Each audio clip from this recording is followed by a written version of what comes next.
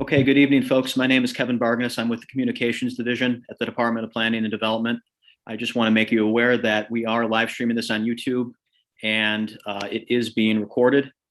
And with that, I'll turn it over to Nolan. Or Norma, do you want to translate that? Muy buenas noches a todos. Mi nombre es Kevin Bargness. Les doy la bienvenida. Les quiero avisar de que vamos a grabar esta programación de esta noche. Great, thank you. I will share my screen. Good evening, everyone. My name is Nolan Zaroff. I am the lead planner for the Southwest region at the Department of Planning and Development. And I want to thank you all for joining us tonight for this community presentation of the responses that we received for our request for proposals at 47th and Justine in the back of the Yards neighborhood. Mi nombre es Nolan, soy el dirigente de este proyecto. Les aviso que hoy vamos a tener una reunión para revisar las personas que proponen sus servicios para el proyecto de Back of the Yards.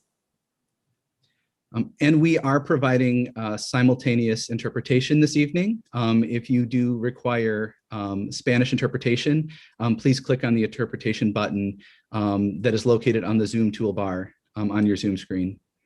Les vamos a proveer traducción al español esta noche. Si acaso están interesados, les vamos a pedir que por favor eleccionen el icono de interpretación. Es el botoncito que está abajo a mano derecha que dice Interpretation y escojan español y va a estar con ustedes el magnífico Luis para traducirles nuestra reunión de esta noche.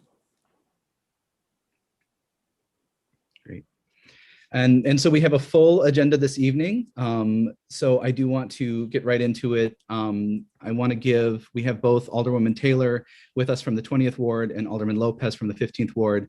I want to give each of them an opportunity to provide some sort of opening remarks. And then also Claudia Erasme, our Managing Deputy Commissioner at the Department of Planning and Development, before we get into the full program. So Alderwoman Taylor, are you there? Do you want to sort of welcome everyone and say a few things? So good evening, neighbors. Thank you for taking the time to get on this call tonight. Development in our communities usually happens to us and not with us. And so I'm excited that myself and Alderman Lopez have worked with the Department of Planning to do development different in our community. I appreciate the work you all have done over the months, these busy nights and endless mornings of meetings and having conversations. It will be well worth it. Just know that we are listening and this is a work in progress. And so tonight you have the opportunity to ask questions. The question that you don't ask is the dumb question. And so feel free to ask. If you're unsure, please ask. You'll have our contact information in the chat so that you're able to talk to us, of course, afterwards. And please know that this is a project that will not go through if we do not work together. And so I thank you again for being here tonight and just know that this is a work in progress. Alderman Ray Lopez, my coworker. Thank you, Alderman Taylor, and good evening, to everyone that's here tonight for this evening's town hall. This is the culmination of several months worth of work between community, the alderman's offices, and the city's Department of Planning and Development, listening to see what development will look like in the back of the yards in a cohesive way. Too often, from too many years, it's just been piecemeal with no coordination.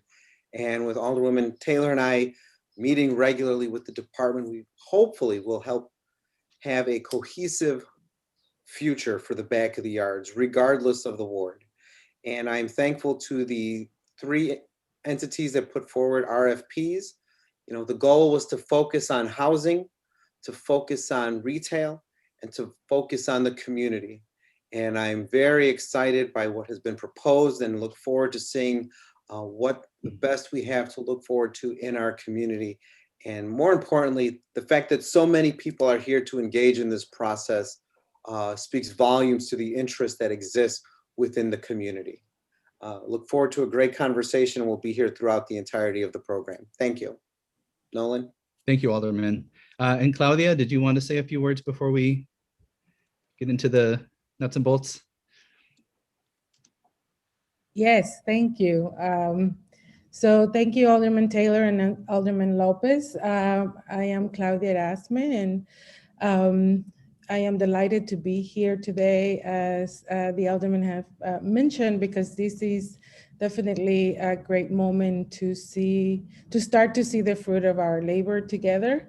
And I just wanted to reiterate that these work that we're going to see today is the result of the Invest Southwest initiative, which the intention is to promote equitable investments across the city by focusing on these 10 community areas, which back of the yard is one of them.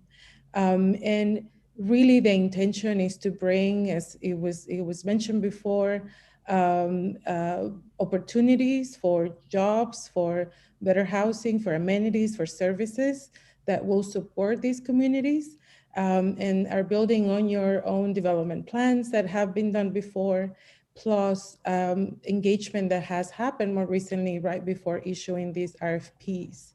And so this is the result of a lot of work together. I love the words that I heard from the alderman. It's a work in progress. It is done in a coordinated way so that we have a cohesive vision, and it's participatory. So these are things that we are holding very close to our heart and that we want to promote. And so we continue to listen to you. And tonight we want to listen to these private development teams that have responded, so that we can continue the conversation and see something happen in the near future. So I thank you for your time again and your continued interest. Great, thank you. And so again, welcome, and thank you for joining us tonight. Again, the reason why we're here is last fall, in coordination with the Neighborhood Roundtable and community members in Back of the Yards, we engaged in a visioning process for a city-owned vacant lot at the corner of 47th and Justine. We looked at this in a way to reimagine this underutilized city-owned land in the heart of the neighborhood. And it's a key element, as Claudia mentioned, of our Invest Southwest initiative, looking at ways to coordinate investment on the city's south and west sides. And so this is sort of the culmination. We issued the request for proposal last fall, and we've received 3 proposals back. And we're here tonight to hear from the teams that have developed these proposals and give you an opportunity to answer any questions, hear answers, provide feedback. And really we're here to get your help in evaluating these proposals and advancing, a successful proposal. So what we're hoping to accomplish tonight, again, as I mentioned, first to meet the respondent teams who have developed proposals for 47th and Justine. We're here to learn about those proposals, and then you have an opportunity to ask questions about them and provide feedback on them. And so, this first section led by DPD, I just want to give you a quick recap of the visioning process and how we got to today and to these 3 proposals. And then I will hand it over to Norma, our facilitator, who will take us through developer team presentations. And so each team will have 2 minutes to introduce themselves. We will then play an 8-minute video that we have asked them to develop in advance. And that we've shared, should have shared with most of you earlier this week. And then there will be 20 minutes for Q&A, for questions and answers of those development teams. And at the end, I will come back in and talk through what the next steps are in the process and how you can continue to engage in the process. And so first I want to provide just a quick recap of sort of how we got here and what an RFP is, what a request for proposal is. Really, a request for proposal is a way to solicit development proposals for city-owned land. And we identified this lot at 47th and Justine as a key development site that is sort of underutilized. It's city-owned, and it could really be an opportunity to spur new development and new investment along the corridor. And these Invest Southwest requests for proposals are really meant to go beyond a traditional process. And what that means is we're looking to facilitate design excellence at the site. We're looking to make sure that whatever development occurs at this site fits within the vision of Back of the Yards. And this process looks to engage with the community to make sure that the community's vision and priorities are being included in any development proposals for the site. We're also looking to encourage local partnerships and build local wealth in the community. And to that end, we started engagement efforts early last fall. So this idea was first proposed at the August 2020 meeting of the Neighborhood Roundtable. It's been discussed at all the subsequent roundtable meetings since then. We also conducted some targeted outreach in the community, working with both Alderman Taylor and Alderwoman Lopez to engage local businesses along the corridor. As well as canvassing, kind of doing, on the ground, door-to-door outreach with Alderwoman Taylor's office in October, and then also conducted some in-person and phone interviews. In October of last year, we conducted our first visioning workshop that was attended by about 80 stakeholders to start to vision for the site and understand what does the community want to see at this location in terms of businesses, community amenities, business support, housing, open space. We then followed up with a second visioning session in November. All of the information that we received at those visioning workshops and in our kind of one-on-one interviews and outreach efforts got incorporated into a request for proposals, which was a document asking developers to propose ideas for the site. That request for proposals was released at the end of November, on November 30th. And now we've received responses back. Additionally, we conducted engagement earlier this year, had another kind of Q&A session in January. We flyered the neighborhood over the last few weeks to get the word out for tonight's event. So a lot of engagement has gone into this and a lot of months of kind of conversation. And some of the things that we heard back during the visioning workshops and in other conversations was a need for youth programming and recreation, a need for quality open space in the community and beautification of those open spaces. The importance of celebrating the cultural assets and community resources that exist in the community. In terms of retail and commercial, folks that we spoke with articulated the importance of kind of general retail. So, pharmacies, stationery stores, office supply, clothing, but really a preference for local businesses over national chains. We also heard about the importance and need for business and entrepreneurship support and workforce training. And then if housing were to be included in the site, we heard that it was important that housing be accessible and affordable to local residents and families who already live in the neighborhood. And I sort of got into it a couple slides back, but this was sort of the timeline. So last fall, we went through the visioning process to really define and vision for this request for proposals. The RFP was released at the end of November. And then development teams had 4 months to review the proposal or review the RFP and develop proposals for the site.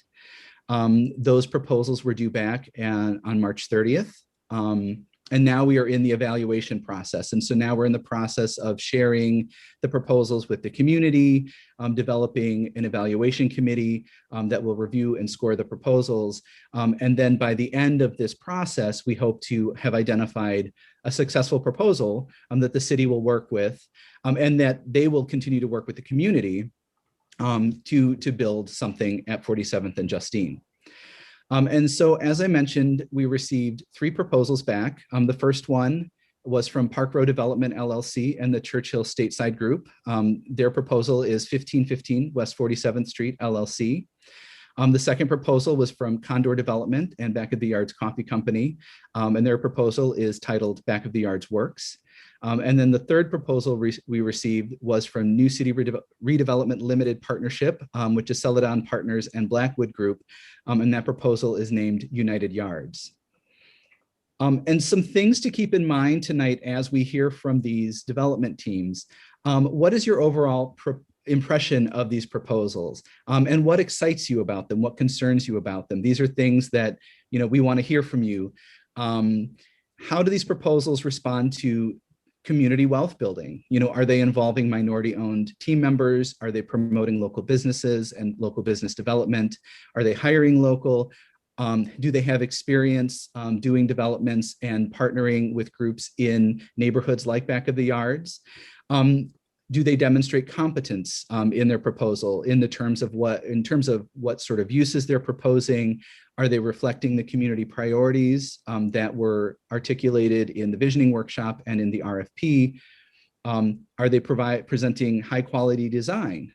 Is their proposal financially feasible? These are all things that you should keep in mind, that you should feel free to ask questions of this evening. And they're things that we will be taking into consideration in the evaluation of these proposals. And before we get to the three development teams and their proposals, I want to take a moment just to review kind of how your feedback will be incorporated into the process. So everything we hear tonight, all the questions and answers, all the comments and feedback that we receive, the Department of Planning and Development will synthesize that, will summarize that, and we will publish that publicly and share with all of you afterwards, so you have a complete picture of kind of what we heard and what questions came up tonight. That will also, you know, all the feedback we received tonight will be shared with the evaluation committee. And so as it evaluates these proposals, it will take into consideration what we've heard at this meeting and at subsequent meetings about these proposals.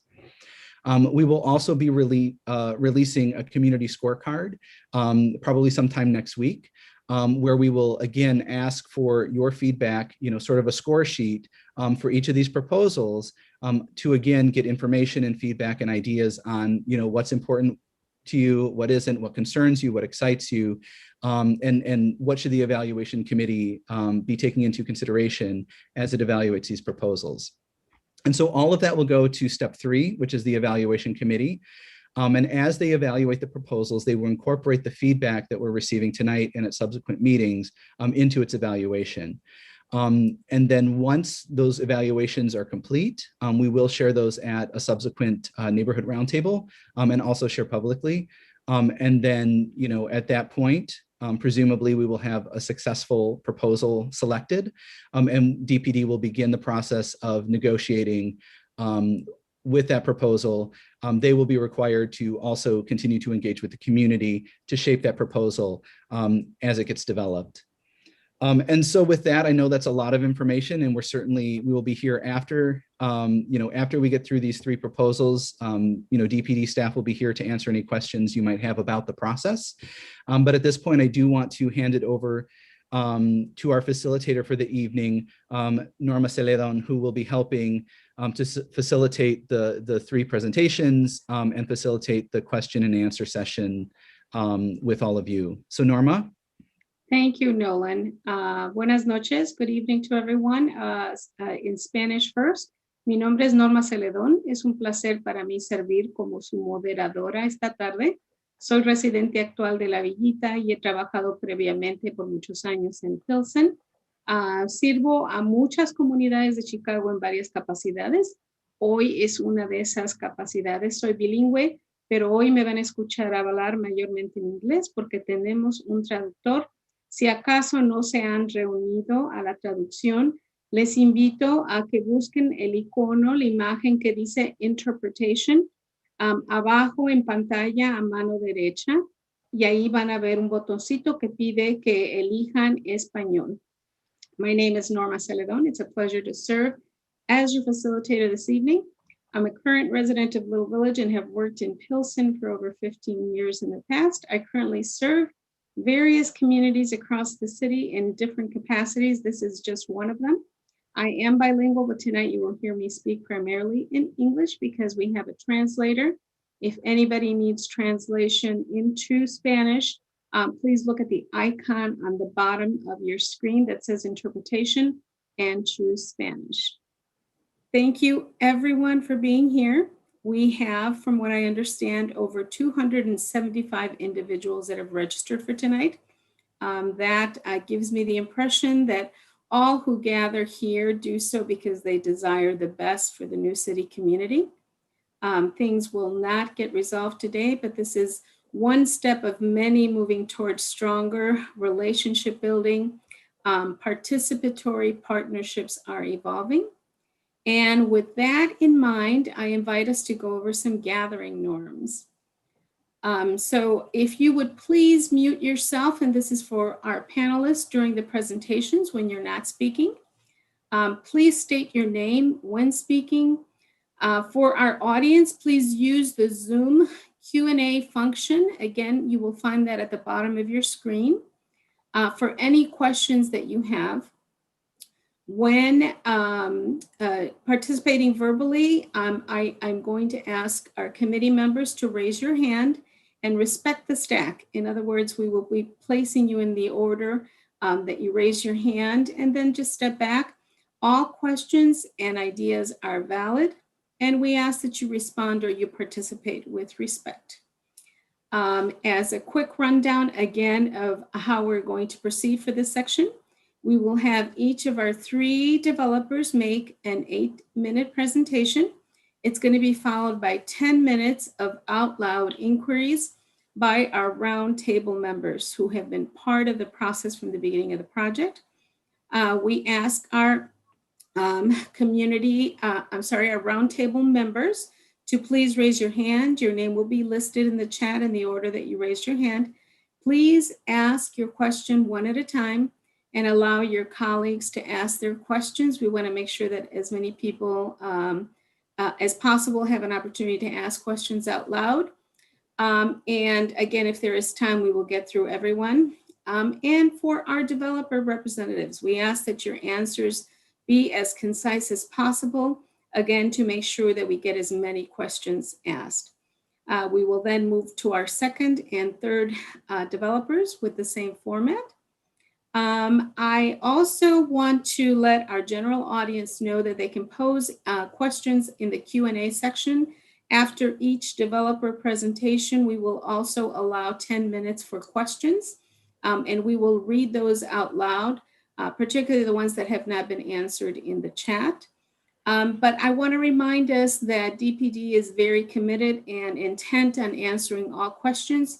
So an FAQ document will be created and available on the DPD website, and you will get that, that address when we are done. So I would like to welcome 1515 West 47th Street to please go ahead and provide a quick introduction and then allow us to share in the 8-minute video. Thank you so much. Thank you for everyone on the call. We understand, Zoom is tricky for these things and it's not easy to do, but thank you. We welcome any input, but my name is Matt Mosier. I'm the lead for Park Row Development, who is the lead for this project.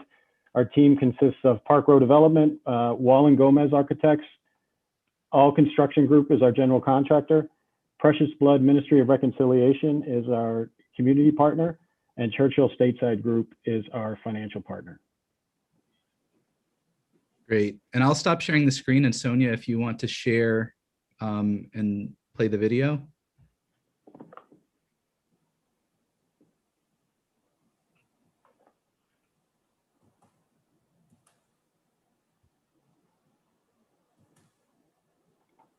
Okay, can you see this, my video? Yes.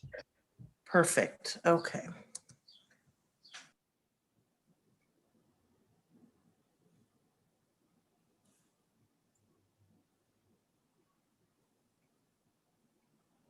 Just got to press play.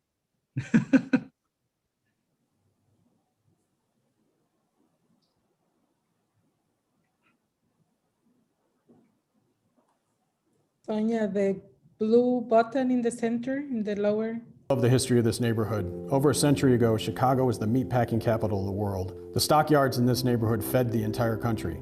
At that time, jobs here were plentiful. Now this neighborhood faces a host of challenges. People here need jobs, training, affordable housing, and support from within the community to nourish the community. We know the old fixes for these challenges just don't work. We need a new plan. I'm Matt Mosier. I have 20 years of experience in construction management. Among other projects, I've managed the construction and repair of the Fannie Emanuel Senior Apartments in Garfield Park. I assisted with the redevelopment of the Concord at Sheridan, a mixed-income building in Rogers Park. Louis Puig and I founded Park Row Development to build affordable and mixed-use developments. Currently, we are developing the former Aronson Furniture Building on Ashland in New City. The Great Cities Institute at UIC conducted a study and a survey to determine the best way to revitalize the 47th and Ashland corridor. The Quality of Life Plan came out of that study, and as we started our planning for this development, we used that as the backbone for our community revitalization strategy. We learned that we not only needed to provide affordable housing, but also jobs, low rent for new businesses, a community space, and several means of supporting community wealth and enjoyment. After setting these goals, we just needed to design a building to house all of it. Hi, I'm Augustin Gomez with Wall & Gomez Architects. We're an MBE in Chicago since 1990. We have worked with various city agencies, and we are the architects of record of multiple mixed-use developments across the city. Two of our favorite projects were division buildings, which provide affordable housing in Wicker Park. Working on this project, we considered a variety of forms to reflect the building's function and context within the neighborhood, while delivering a high design aesthetic. We determined that we needed a building that would maximize space for housing, commercial, and community space, draw interest while not conflicting with the surrounding architecture, include artwork that mirrored the vibrancy of the residents, enable us to obtain LEED Silver certification, and demonstrate the power of architectural design. Our goal was to adhere to the design strategy while fitting housing, community, and commercial spaces into a 15,000 square foot lot. The exterior design approach is to promote community interaction by having a two-story welcoming corner presence. We provided neighborhood participation spaces in the garden, as well as an open public space along 47th Street, encouraging pedestrian interaction. The public spaces are highlighted in blue, while the red ribbon wraps around the residential portion. An outdoor rooftop terrace is provided along with green roofs and solar panels, which the building will use to generate 3% of the power on site. We also have featured a vibrant mural by a local artist. For the residents, the building provides affordable housing units, bike storage, free laundry, central air, and a recreational lounge with access to an outdoor roof terrace, as well as underground parking that will limit the impact on neighborhood street parking. For the public, the building provides a restaurant space, a hydroponics farm, and space for a community-backed organization that would benefit the neighborhood residents. Once the design was finished, all we needed was a builder. Louis Puig is my partner and co-founder of Park Row Development. We started Park Row Development last year specifically to do affordable housing and mixed-use developments. Louis is also the sole owner of All Construction Group, which is a family-owned and operated MBE general contracting firm that's been in business for 40 years. So All Construction is an industry-leading general contractor and construction management firm. They've won numerous awards in the city and the state specifically for their masonry work. With this project, it'll allow them to hire 325 construction workers to finish a building that'll be safe, sound, and the quality that this neighborhood deserves. The total cost to bring our plan to life will be $19.8 million. Our finance plan was modeled by the Churchill Stateside Group, who specialize in financial services for affordable housing with renewable energy. Our plan enables us to be fiscally responsible to minimize city funds. If our proposal is accepted this August, we'll break ground in February of 2022 and complete construction by August of 2023. But what we're really looking forward to the most is how the people and programs inside of the building will serve the community. My name is Father David Kelly, and I am the Executive Director of Precious Blood Ministry of Reconciliation here in the Back of the Yards community. And for the past 20 years, we've been embracing a restorative justice philosophy to build a healthier community. Our mission is to restore the community through radical hospitality, hope, and healing. We offer 4 different program areas to accomplish this. I'm going to be directing the Community Development Center at 1515 building. And working together, we agreed on 3 key objectives: enable home ownership, build community wealth, and deliver what the community asked for. So in communities like the Back of the Yards, one of the things is there's a huge wealth gap between white communities and black and brown communities. And so we're really trying to shrink that wealth gap by providing our community members with the opportunity for home ownership. To support successful home ownership, we'll use the community space as a space for subcontractors and general contractors to provide home repair classes to returning citizens, our residents and neighbors, Through this community center, we really hope to have a hub where people can really come and receive support in financial literacy. Of course, the road to homeownership really begins with gainful employment. And to help with gainful employment in our community space, we will have computers and other resources for the residents and for neighbors to do job searches. This will build community wealth and it will build stability.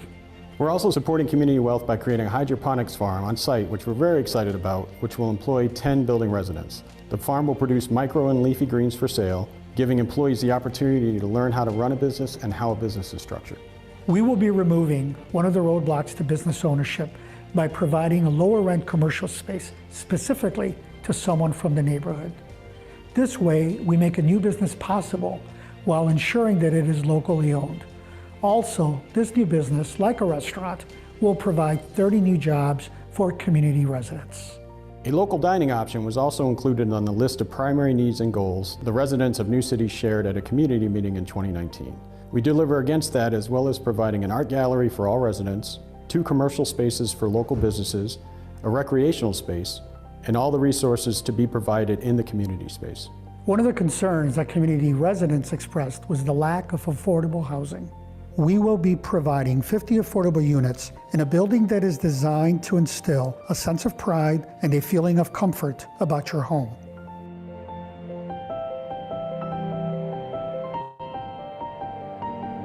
From a historical perspective, I'm drawn to this area. You can see the bones of what was here before. I want to do what I can to help recapture that. We want this to be a place where people can live and work, where they can feel comfortable and enjoy relaxing outside on the rooftop deck with their family. We want returning citizens, our neighbors, and our residents to come here for the support they need to buy homes, learn the skills necessary to maintain a home, attain financial literacy, or find employment. We want everyone to come here to relax, dine at the restaurant, and enjoy the outdoor gallery.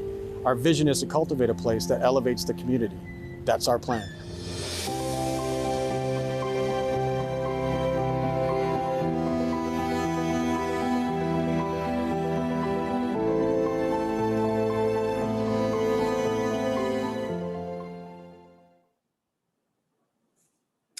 Thank you very much, 1515. And thank you, Mr. Mosier. At this time, we would like to open it up to our roundtable members. And it looks like we have in queue Ms. Janet Tapia, who would like to ask a question. Ms. Tapia, if you would please unmute yourself and please ask a question. Hi, someone mentioned that they're currently developing the Aronson building. That development was announced, I think over 2 years ago, and I honestly don't see anything happening. What guarantees us that this project won't drag on and that something will actually be built? From 2 years ago, we can't really speak to what happened then, but as far as guarantees, we can't really give any guarantees other than that, we bought the land, we're fully invested in that. So we're going to do whatever we can to do it, just because if we don't, we're going to lose the money. So can you tell me why the Aronson project has been dragging on? I'm sorry, I'm just. I don't know. Sure. Yeah, I don't know too much of the history of it. We bought the property in July of 2020. And so where we are with that is we applied for the state's housing tax credits, and we're just waiting to hear back from that. Assuming we hear back soon, you'll start to hear, see a lot of stuff happening on site. Thank you, Mr. Mosier, and thank you, Ms. Tapia. We now have a question from Berto Aguayo. Mr. Aguayo, if you would please unmute and ask your question. Yes, thank you. My question really relates to the prevention of gentrification in our community and ensuring that we're supporting folks from the community. So I would like to know where are the developers from and what's their connection to the community?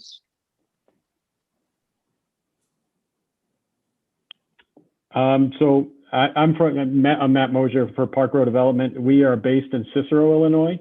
I'm from the East Coast. I've been in Chicago for the past 20 years, the majority of my career here. Like the answer to the last question, we've invested in the Aronson furniture site. we're making a financial commitment of our own to be in this community, and we want to do whatever we can to build it up and be a part of it. Thank you so much. It looks like we had a question in the chat from Maureen Kelleher. Ms. Kelleher, would you like to ask your question out loud? Sure. I would like to know from 1515 how they're going to help people with mortgage lending to buy property in the neighborhood. Do you have a partner to handle supporting folks to obtain mortgages? We do. Okay, who is it? We actually have two banks. One of them is U.S. Bank. The other probably we can't talk about yet. Okay. But our plan is to, and that's where Precious Blood, our community partner, has been really leading the charge with that. So we've identified 4 men that are in the Precious Blood Ministry program. We are in the process of looking for homes for them within Back of the Yards in Englewood. And our goal is to buy one, work with them to fix it up, and then U.S. Bank would provide the mortgage. Okay. And then, sorry, I'm going to do a second one. The housing you propose is studio and 1 bedroom. A lot of our people here, including returning citizens, have large families. How is that housing going to help the people who are here? We're actually at studios, 1 bedrooms and 2 bedrooms. Okay. 2 bedrooms are still kind of small. When in the early sessions of this, I and others pushed hard for affordable 3 bedroom. We know that's really hard to do, but that's what our folks need as well. And I appreciate the emphasis on home ownership of existing property, but I'm concerned about the rental mix. Yeah, understood. Us too. We tried to fit as many 2s and 3s as we could in kind of the box of the volume, but the site is tight. And actually at the Aronson site, there's actually going to be more 2s and 3s there. Thank you. That's helpful to know.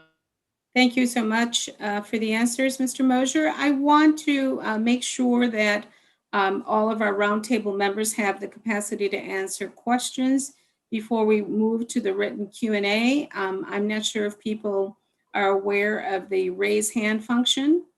If not, if you would please drop your name in our chat so that I make sure that I get to your questions. I'm just going to give it a couple of seconds.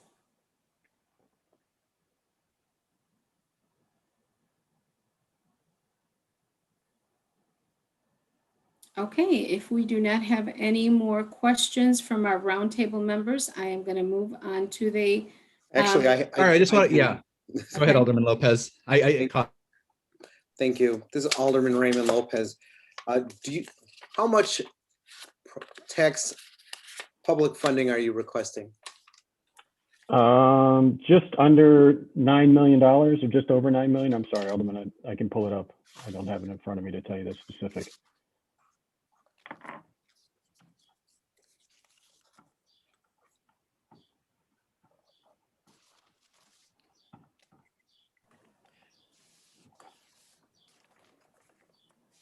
Bear with me for 1 second. And actually, I'll just say if all presenters could share how much money they're asking in public subsidy, whether it's TIF, NOF, historic tax credits, what have you, as well as how much money you have privately secured for your venture, so that we know how much you're also putting in of your own money as well. Thank you, Alderman Lopez. And if this does not get addressed when we have our other 2 developers, if you would please kindly remind us that they have not answered that. Thank you. Is it okay to answer right now, or do you want me to just follow up please. afterwards? Yep. So 4.4, we're asking for 4.4 million in TIF, 6.3 million in tax credits, and then the 6.35 that was included in the RFP. And how much are you putting in of your own? I'm sorry. And is it secured already? Sure. So we've the 250,000 is what we put in for the offer price. So we put that in for there, and then the rest will be debt that we'll take out of the 19.8. Thank you. Alderman Lopez, is that the end of your questions? Yes, for now. Thank you. For now. Thank you so much, Alderman. Okay, I am going to move to the Q&A function and ask questions that have been done. I have our first question that asks, how are these developers planning to actually document all the work that has happened? As a community member, watching other projects go up, I am concerned about developers messing our streets and sidewalks with no accountability. So perhaps 1515, if you'd like to reply to that. Sure. Our plan is to have a live video streaming on the general contractor's website, and there'll be numbers and contact points that you'll have throughout. They'll be posted on site along the site fence, but as well as our websites that'll allow you to get a hold of anybody if you have any questions. But you'll be able to see all of the progress, via live camera. There is a question, Mr. Mosier. How will this construction impact our schools like Hamline and Chavez? Will this impact our students' housing? It shouldn't. It shouldn't at all. You indicated you plan to break ground in February of 2022. How is this possible when recipients of the RFP won't be announced until late summer? Yeah, we just picked August, assuming late summer being the date that we would start. So if we pick it, we're ready to design it and start getting to work. We think between August and February we would be able to complete the design, get the permitting we needed to break ground in February. Thank you. There is a question. What do you consider affordable housing for our community? The model that we are using is 60% of the area median income. So rents are capped and it's based on a HUD calculation. So that we are actually a little bit below that number. Thank you. Next question. What are the requirements to apply for the affordable housing? Will there be a certain population excluded from this? No populations will be excluded. It'll just be income based. We haven't specifically set the process yet, but it'll all be done through the site, and my company will be leading that charge. Thank you, Mr. Mosier. How will you ensure that the housing is fully accessible? All of the units will be convertible, so if we need to change them to accessible, the infrastructure will be there that'll allow us to do it at a later date. But at a minimum, we're going to meet the city's requirements for accessible units and sensory units. And at this time, I just want to announce to our audience that it seems that some of these questions are meant for all developers, so I will make sure to bring those up again when we have our other presenters. What is the time frame for completion? Assuming it's awarded at the end of the summer, if we were fortunate to be picked, our plan would be to start construction in February of 2022 and finish all of it by December of 2023. Thank you. I'm looking through our questions. What will you do for residents who already own in back of the yards? There are a lot of homes that need repairs, and I'm not sure if that question is for you or for the city. It definitely could be for us, because one of the things we want to do with our community space is it's not just for the residents, it's not just for Precious Blood Ministries, the people that come through that. It's for anyone that lives in back of the yards. We're not going to turn anybody away. If they need help or classes on how to do home repair and things like that, we're passionate about that. We love that craft, and it'll be open to everybody. Thank you. And the next question, with this proposal, how many jobs will be created and how many of those will be for local people? We anticipate 380 jobs. Of that amount, 325 will be construction, 15 will be during the planning and design phase, and 30 full-time jobs between the hydroponics farm and the anticipated commercial entity that'll be there. In regards to how many will be local, we would love them from all to be local. We're not going to put any limits on how many we would hire from the community. We'll have things in place where people that live in the community can reach out to me or our general contractor or our architect of record if they're looking for a job, and one thing that we would really, really like is if somebody has a business that they want to talk to us about, relocating into the future commercial space, we would welcome it. And priority for that would certainly be given to someone from the community. Thank you so much. Our next question asks, and this is for all the developers, are any of the developers from the back of the yards? I am not. Will there be a partnership with CHA? Nope, we're not anticipating that.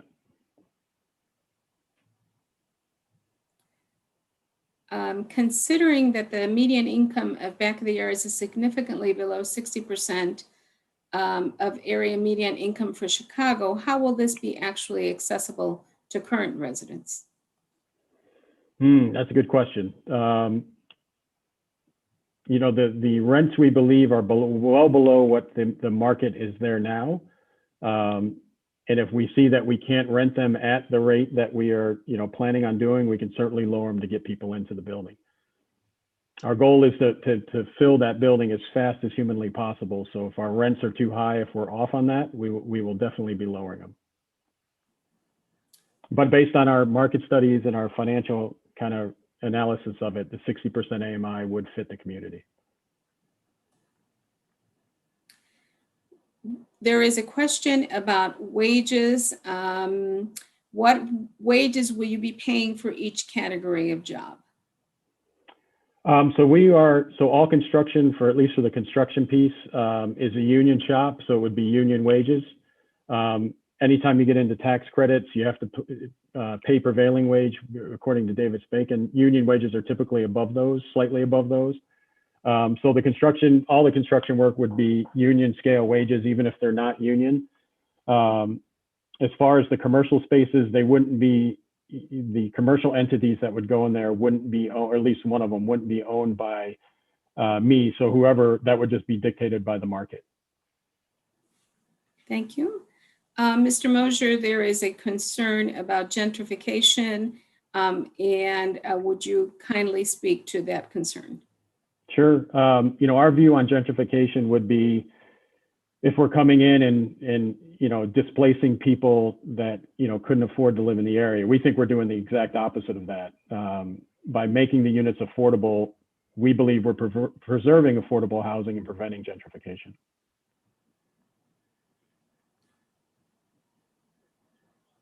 Thank you. I'm looking around because some questions are for other individuals. There is a question here. It says, when you mentioned that there are no excluded populations, will that include people with a background? And I'm assuming they're talking about a criminal background, perhaps? Assuming that's the case, we will not limit anybody because of that background. I mean, in fact, you can look at our community partner as specifically dealing with people of that population. We're trying to help as many people as we can. We definitely would not exclude someone because of a prior criminal background. Okay,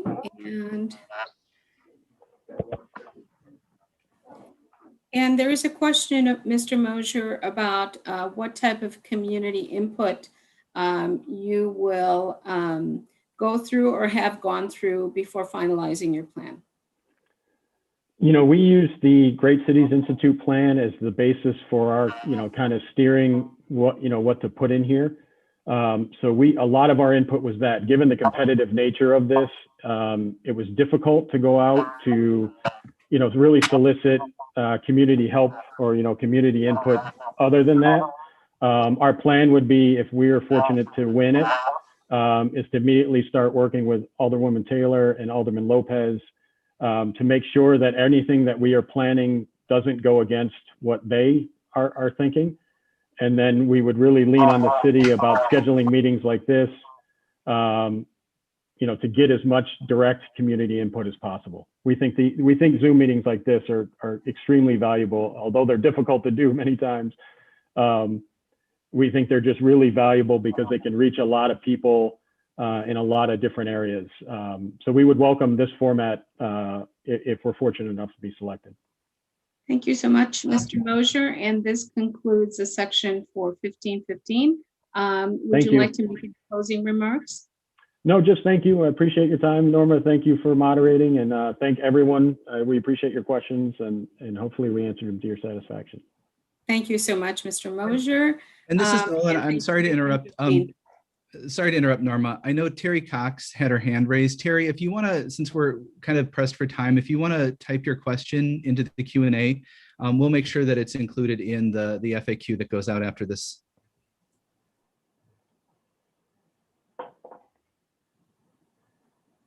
Thank you so much. I apologize for that, Ms. Cox. Okay, we will now move on to Back of the Yard Works. Back of the Yard Works representative, please feel free to start with your introduction and then move us into your video. Good evening, buenas noches a todos. My name is Jesse Miguez, and I'm representing Back of the Yard Works. We are the only 100% homegrown proposal that is from the community and for the community, and that will promote true community wealth. We are part of the neighborhood, and in fact, we are part of the neighborhood plans that some of the developers have talked about. That's why one of the reasons why we didn't give our back to our neighbor to the east, Tom's Pancake House. Instead, we're stitching together the community with a plaza in between instead of building walls. We're only the only proposal without housing, and not because we don't believe in affordable housing, but because we understand the real needs of the community. The issue that we have with housing here is very different, and not one that will be solved by a saturation of apartments in this lot from outside developers. While good intentioned, the housing is affordable in Back of the Yards, but what people want is home ownership in order to create generational wealth. That is what we intend to do by supporting this proposal, by providing jobs and training in fields that support living wages and promote local and diverse entrepreneurship. Speaking of diversity, we have the most diverse team out of the three proposals, one that includes women, Latinx, Blacks, LGBTQ+, and veteran-owned firms. I'd like to introduce, with that, I'd like to introduce one of the lead architects for this project, who's from Back of the Yards, to share a little bit why this is special for Patricia Saldana-Natke. Thank you so much, Jesse. I'm Pat Saldana-Natke, one of the owners of Urban Works, one of the architecture firms on the team. We were delighted when AP Monarch asked us to join the team because I'm a native from Back of the Yards, born and raised on 48th and Marshfield, a couple blocks away from the site. My dad worked in the stockyards for over 35 years. So personally, this is an exciting project for me and for our entire team. I believe that you will see that our energy is shown in this project, and it's really about seeing people succeed who are from the neighborhood and are going to give back to the neighborhood. So thank you, and hope you enjoy our video.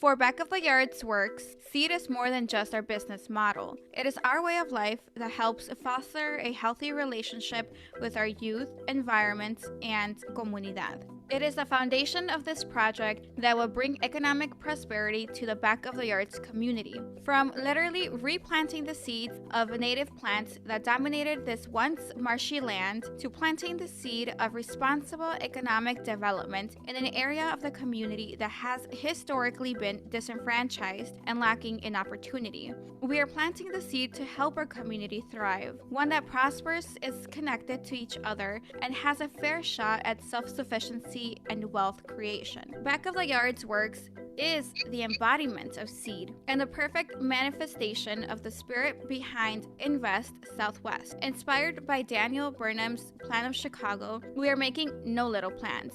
As community members ourselves, as people who grew up attending the local schools and churches, going to our community parks, supporting the local businesses, and who continue to be immersed in our comunidad, this is not just any proposal. It is an opportunity for us to reinvest in our community, the same way our mentors believed in us and invested in us.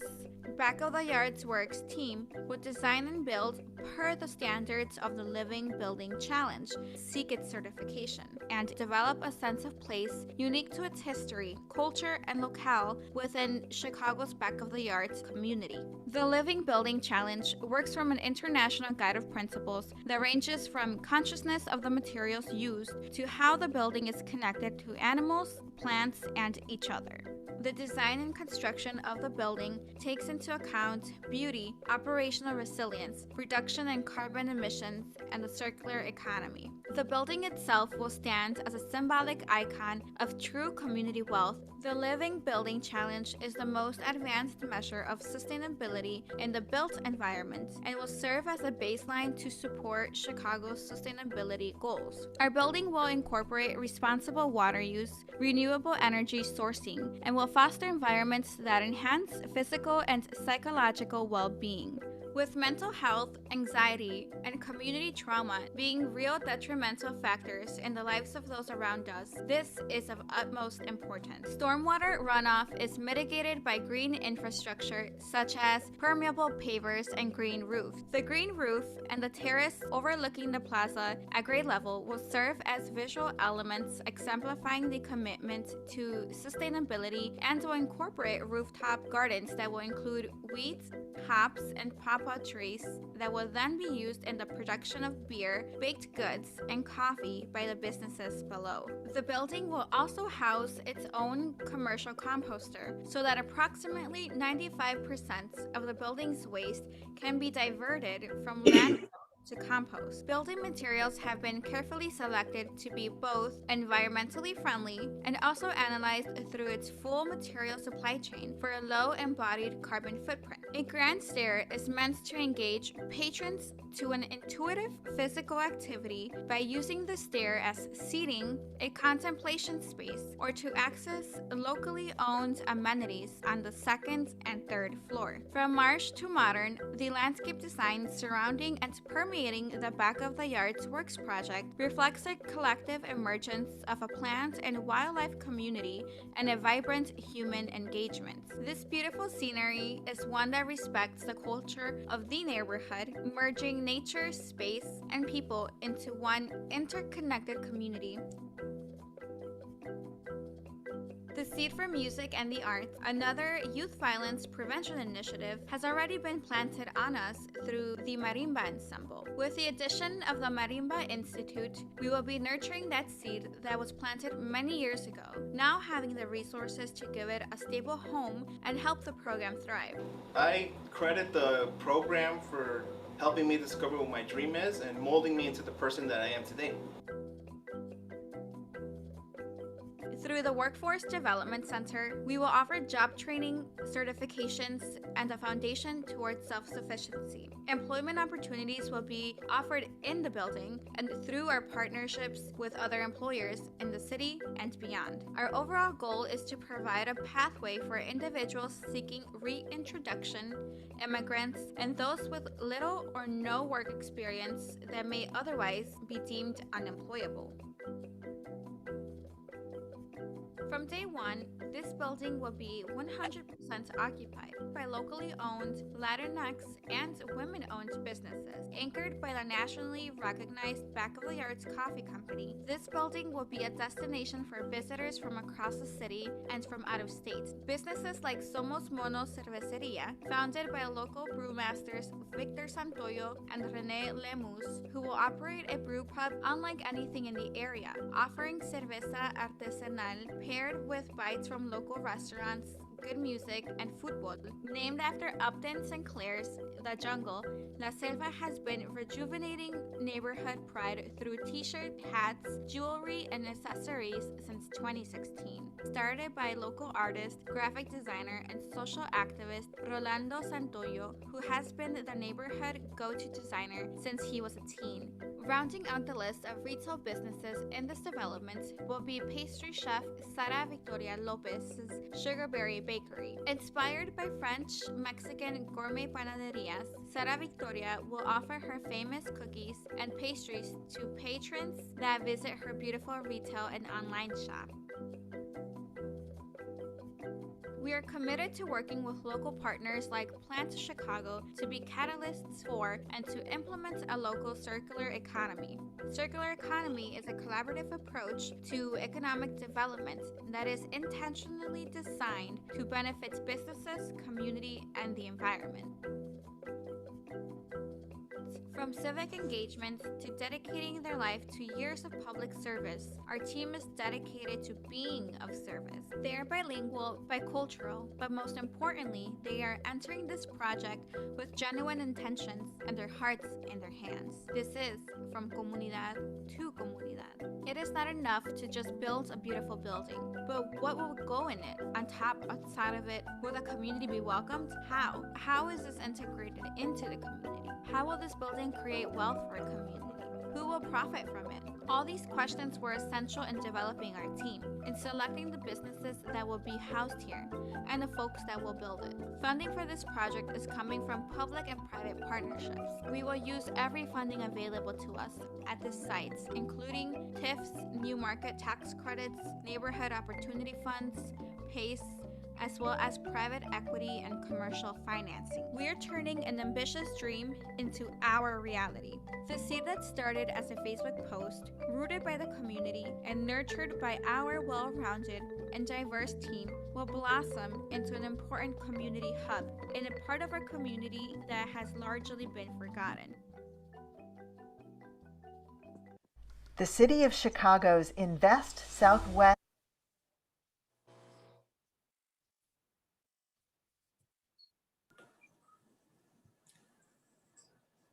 Thank you so much, Mr. Iñiguez, and thank you, Back of the Yard Works. We would like to now open it up to our roundtable members for questions. We also want to remind you that we cleared the Q&A questions. If there is something that you feel was not addressed, please repost. We are going to also ask some of the previously asked questions to this developer. But again, if you do not feel that that question was answered, please repost on our Q&A. So with that, I want to open it up. Maureen Kelleher, I believe that you were the first to have a question. So please unmute and ask your question, Maureen. Oh gosh, okay, hold on, there were a bunch. Let me back up. Would you rather that we go to somebody else and come back to you? Yeah, you can go to someone else and come back. That's fine. Perfect. Okay, we have Berto Aguayo who wants to ask a question. Berto, please unmute and ask your question. Thank you, Norma. And thank you, Back of the Earth Works, for that presentation. Same question as the last. And in order to prevent gentrification, I think it's important to support people that are from the community, and would like to ask the question of where are the developers from and what's their connection to the community. Thank you. Thank you, Berto. Yeah, the development team is between Condor Development and Back of the Arts Coffee. It's 75% ownership of Back of the Arts Coffee and 25% of Condor Partners. Back of the Arts, both Myra and I, we live in the community. Maybe Michael can answer where he's from. But aside from that, 100% of the business owners are also local. And live in the community and work in the community as well. Hi, everybody. My name is Michael McLean from Condor Partners. I will be completely transparent here. I originally did not choose to pursue this RFP. I only agreed to pursue it with Jesse and his partnership and his vision that he brought together, along with Pat Saldana-Natke, both of which I got to work with and continue to work with in Pilsen at an office project that we have there. I live in Evanston. I've been a resident of the Chicagoland area for over 15 years. I am originally from New York. Please don't hold that against me. I am completely reformed. And I'm really, really proud to be part of this team. One of the things that I wanted to make sure was happening before I agreed to join was that the majority ownership, which I consider exists today in this land, stays in this land with community members, community businesses, and community residents. So Jesse and I were able to craft this idea that Condor is a meaningful part of the development team. We bring a lot of expertise, both in development, construction, and finance. But we are not the lead on this project. The Back of the Yards Works team is the lead, the vision and the creators of this idea. And we're super excited to be part of it. Thank you, Mr. McLean. And now I'm going to move over to Terry Cox. Ms. Kelleher, will it be okay with you? Yeah, I can wait. Go ahead. Thank you so much. Ms. Cox, please go ahead with your question. So my question is for the developer. Did the city give you the land, or are you paying for the land? So right now, the land hasn't been given to anybody. We would be requesting to purchase it for $1, so that we can develop it and so that the savings could go back to the renters of the building.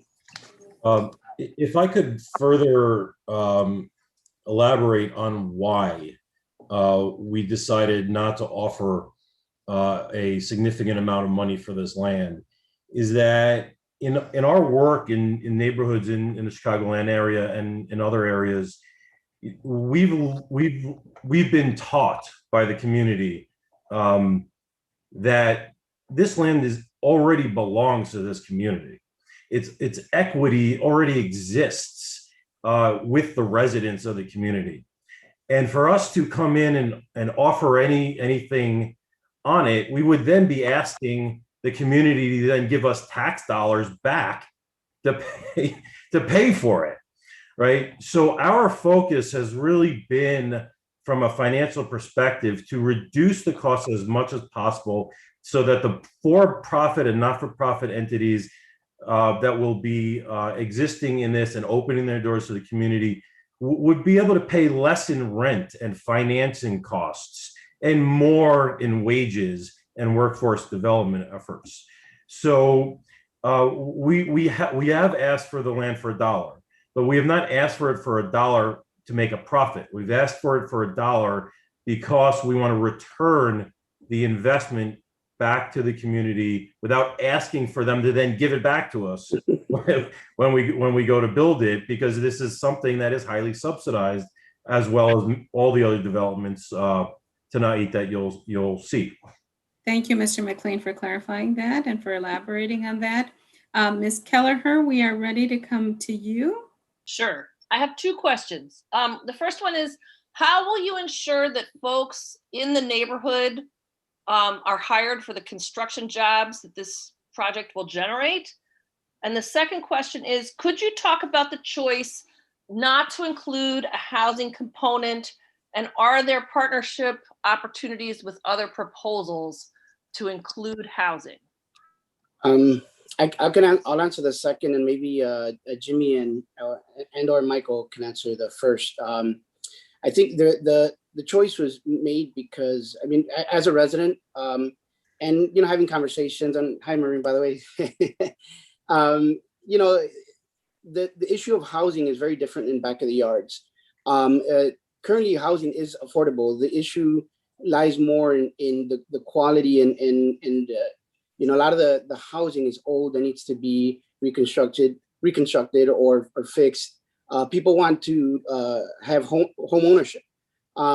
We are aware and have partnered up with organizations like the Resurrection Project, who are building new homes, as well as neighborhood housing services, and as well as Casa Norte, which have plans as well to build housing for youth, homeless youth.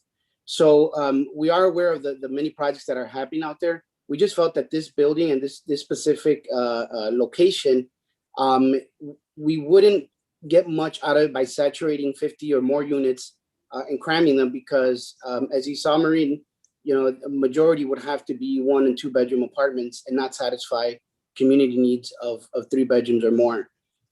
So that's the reason why we decided not to. Not because we don't believe in affordable housing. We definitely do, and we support it. We just think this building was better suited for commercial and for job training, and really to provide the answer to the first part, affordability, right? By providing jobs that pay prevailing wages, that pay above minimum wage, living wages, and job training in the field that is a median income of 59,000 in the food and beverage production. So, and then on the first one, Jimmy, you want to take that? Yes, Murray, thank you so much for asking that question. I think it's ridiculously important. My name is Jimmy Akitane. I'm the president of Ugamo Construction. We are a Southside contractor. We've been in the neighborhood for the last 19 years. Some of our work includes the 50,000 square feet training facility we built for People's Gas in Little Village. That project was completed with 80% diverse contractors of Hispanics, minorities, and women. We are also the builders of the Whole Food Centers in Inglewood and the Southside High School that was built by the city 2 years ago.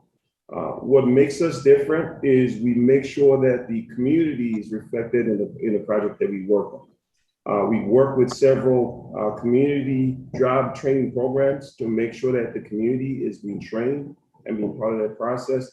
And I believe we have one of the strongest records in the city of Chicago for diverse contractors and diverse spends and businesses. It's a personal goal of mine because diverse businesses always hire diverse workers. So if you want to put people back to work, you have to put companies that reflect the people that you're trying to put back to work. And that's where our strongest points is. And we're very excited that we will meet and will exceed every goal on this project. For the community, the project will always reflect the community at every phase of the construction. I'm glad to hear your commitment. Let us know if you all get it. Let us know, and we will make sure. Like, I have 2 neighbors I know I want to send to you if you all get it. I would love to talk to Murray. Thank you so much, Mr. Akintonde. And this concludes the open questions by our roundtable members. And so we're going to move into Q&A from our general audience. So it will let us start with the question, what youth from the back of the yards did you as a developer go to for input before finalizing plans for the youth project?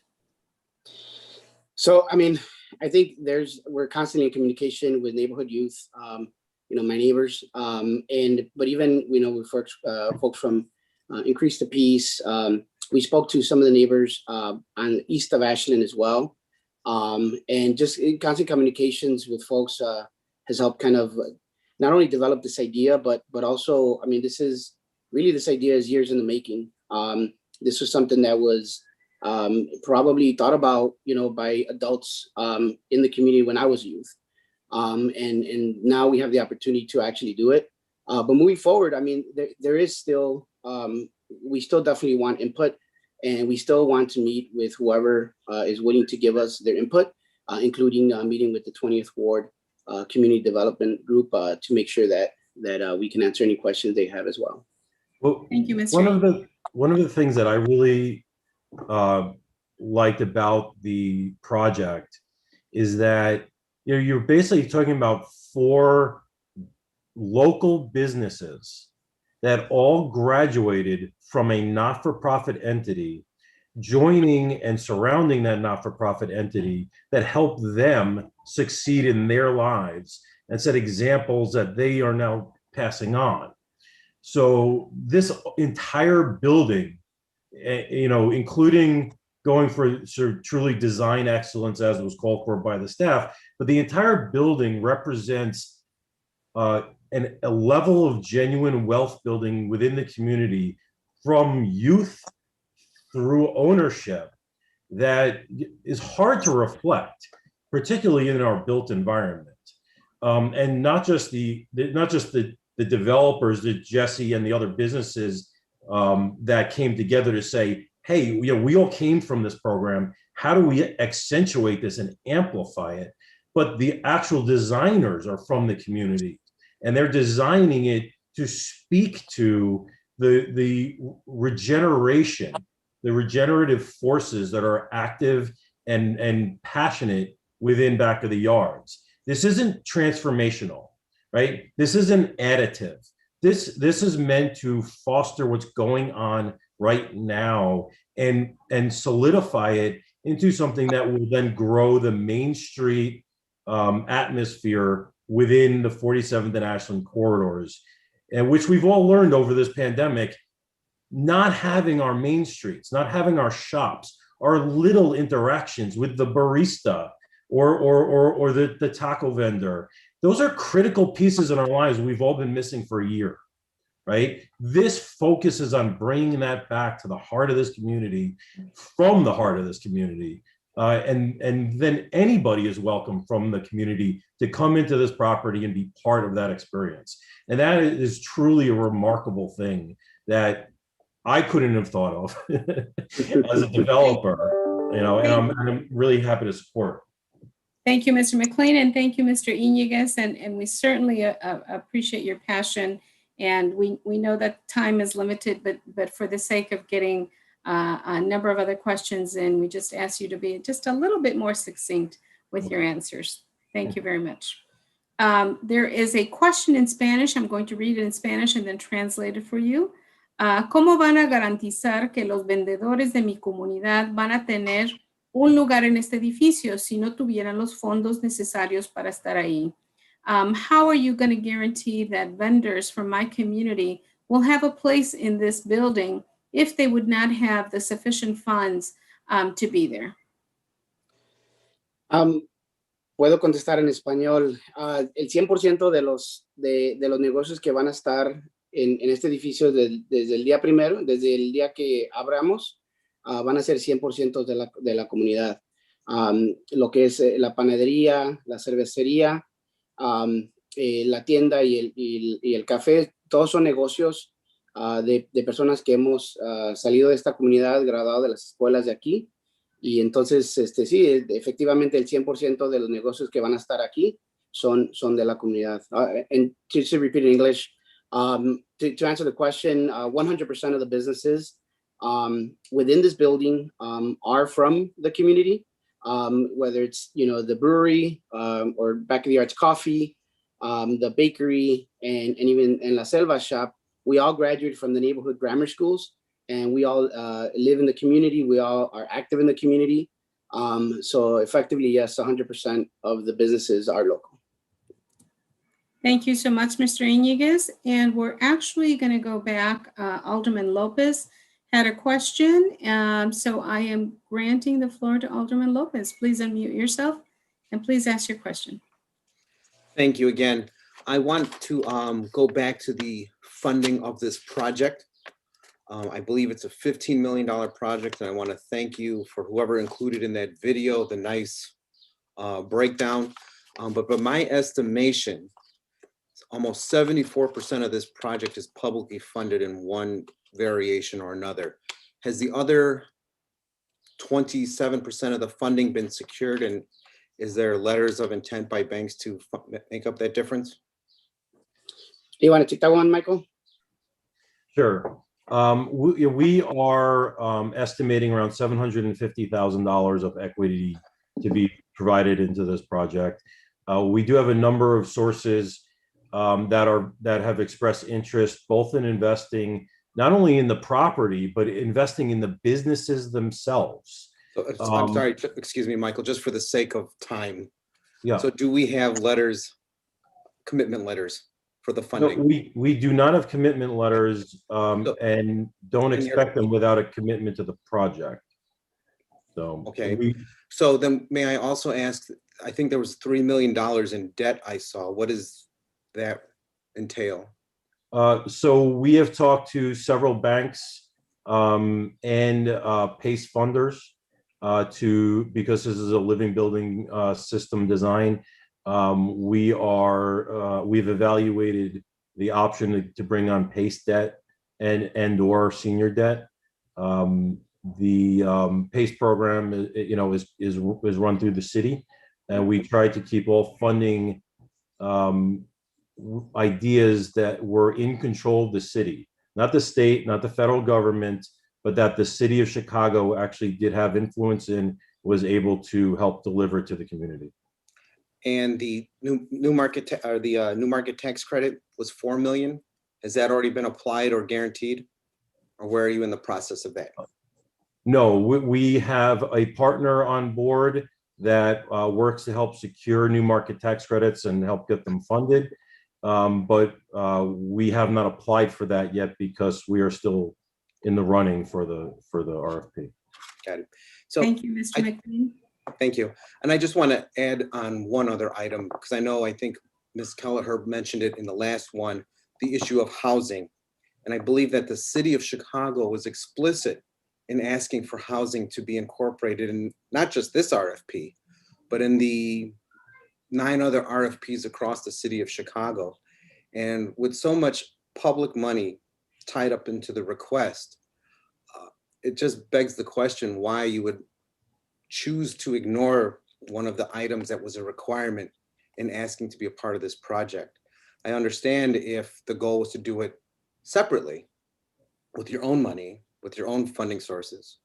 But when nearly now 90% of this project is publicly funded, to ignore the request for housing after months of deliberation by community partners, including yourself, it just seems a very poor choice, unfortunately. And I wish we could have had housing as part of this as well.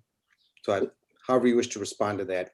I want to remind us that the time is up for this section. We want to make sure to be fair for the rest of the participants, as well as for United Yards, whom we have not heard from. So I would like to invite Back of the Yards Works to please answer in the Q&A or answer in the chat, and we will make sure that those answers get recorded in the FAQ that's going to be created.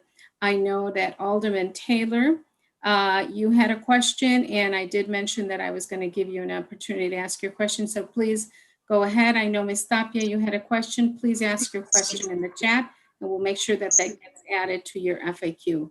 Alderman Taylor, please ask your question. Thank you. So this is to not just this group, to all the groups. The Back of the Yard is a Black and Latinx community. And too often when we create opportunity, we never include that. And so we do this community a disservice by not including both. And for too often it happens. Even when it comes to these calls, a lot of times you don't see Black representation, and that's a part of this war. And so to all the participants, how are you adding Black folks and Black business owners and folks who live in the community to your projects? Because I hadn't seen that at either one of the projects yet. And so I'm just curious to how we'll do that.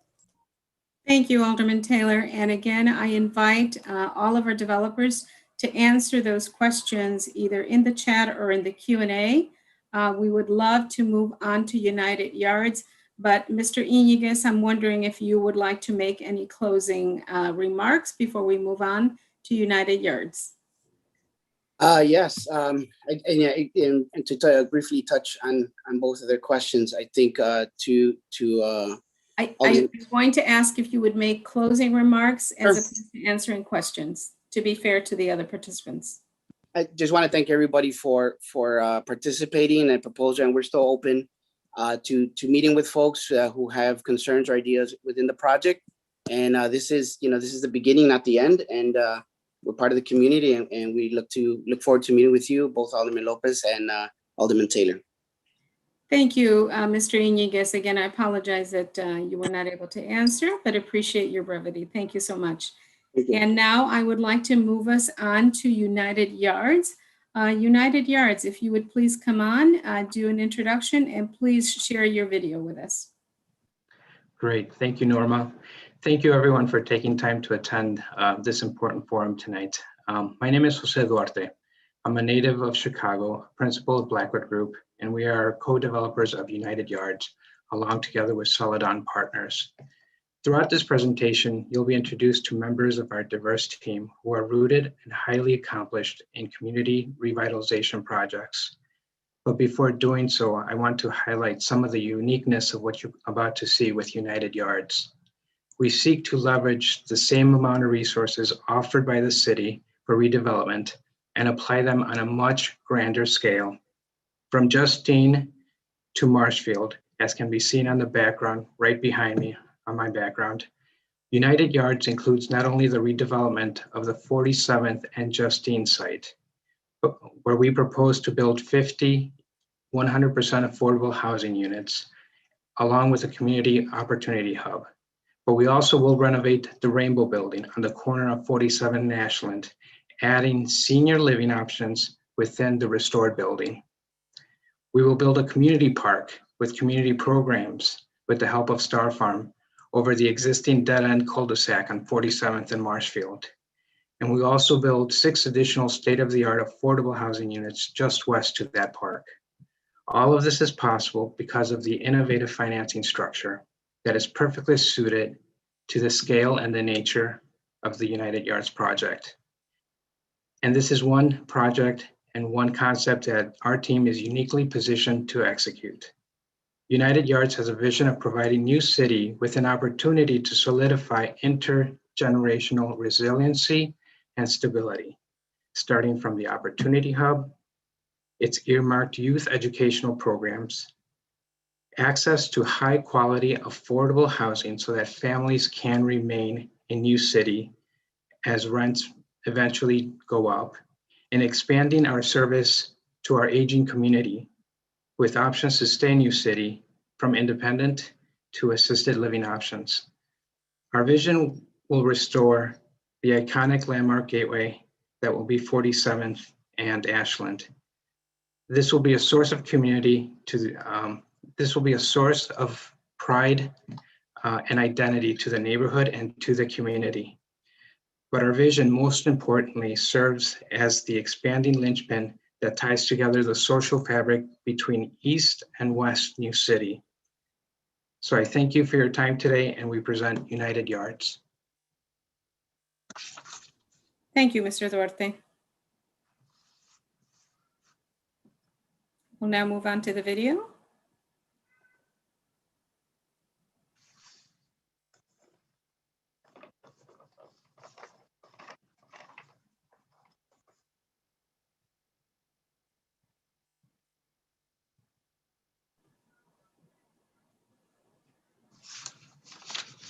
I think we may be having technical difficulties for our video. We invite us to start the video. Sorry, give me just a second, guys. Sorry about that. In the meantime, I just want to make sure that we have queued. We have Ms. Tapia, who will ask her first question, and then we have Mr. Aguayo, who will go after Ms. Tapia. And I'll also jump in while Sonia's getting the video ready and just mention there were lots of questions in the Q&A that did not get answered in the last round. I just want everyone to understand that we will be taking all of those questions that didn't get answered. We'll be sharing them with the development team and having them answer those questions. And we're going to put together kind of an FAQ document that has all the questions and answers. So if you didn't hear your question answered tonight, don't worry, we will get an answer for you. We will publish that in a document. It'll go out to everyone. So thank you. Thank you, Nolan.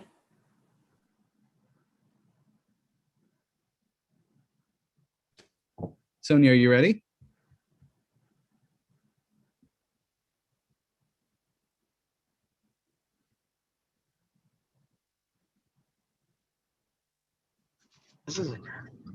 Okay, I can try and share. I have the video here. I will share. Hold on a second, everyone. Thank you for your patience. Thank you, everyone, for your patience, and want to remind you that the Q&A will be available for questions for our final developer, United Yards.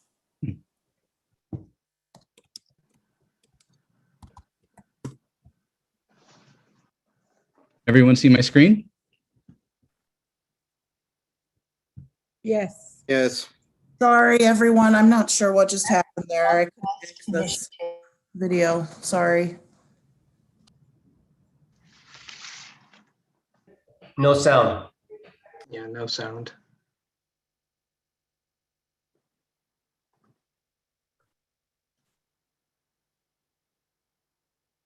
There is no sound currently. Extra points. I apologize, everyone. There's no sound? I can share it now. You can share it now? Okay, go for it, Sonia. Yep. Sorry about that, everyone. Thanks for your patience. You know, it wouldn't be a Zoom call without one technical difficulty, right? That's right. We've come to understand a saying, tech happens.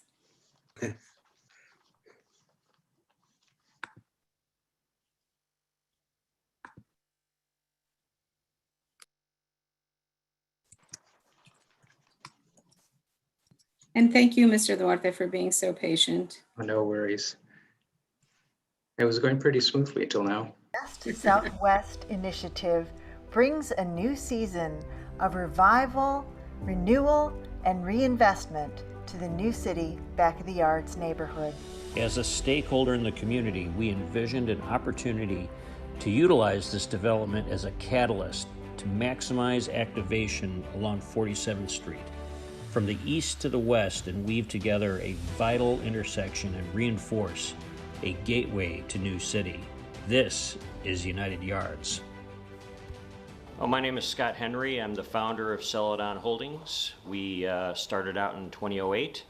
We're affordable housing developers. We've completed over 1,500 units in 7 states, but Chicago's our home. This particular project back in 2013, it involved a lot of research about the existing building. This particular building was built in 1915 over 3 different phases, and a rich history and lots of stories. And that research and figuring out how do we celebrate the history of this building led us to learn more about the surrounding community. Our proposal for New City brings a vibrant mixed-use development with 50 units of high-quality affordable housing to 47th and Justine. Building amenities include a large outdoor landscape terrace connected to a community room to encourage social gathering, foster connections to nature, and frame views to the northeast, while also serving to break down the building's massing.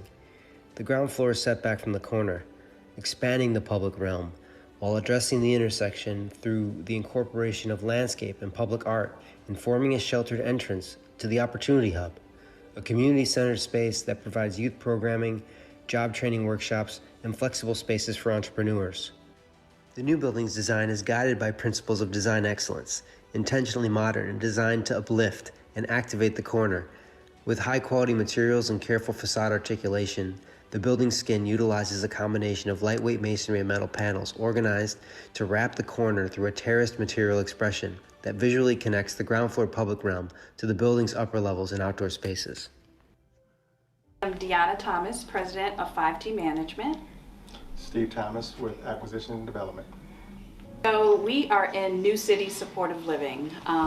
This was the old Goldblatt's building. If you are familiar with Chicago, you know what Goldblatt's was.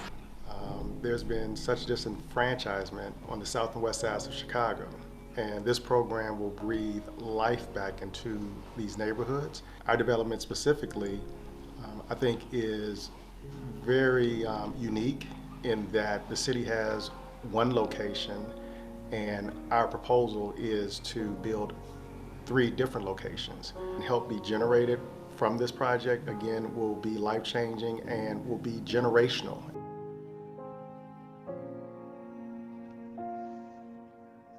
Coming from having been a government official, that in my role at the Department of Housing, we tried to focus on bringing investment to our communities on the south and the west side, especially communities of color. My name is Jose Duarte.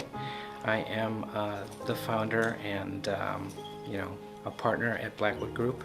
We are a general contractor and a developer in the city of Chicago. The reflection of the makeup of the actual development team reflects well with what's in this community, and it respects the community, the diversity of the community, and the makeup of it. So preservation and empowerment and augmenting what we have already is critical, and it's a strong focus of ours. It's not a team that's coming fresh into the neighborhood and trying to make something of it. It's a team that understands the neighborhood, that has a presence in the neighborhood, and is looking to continue on what is there already with the supportive senior housing.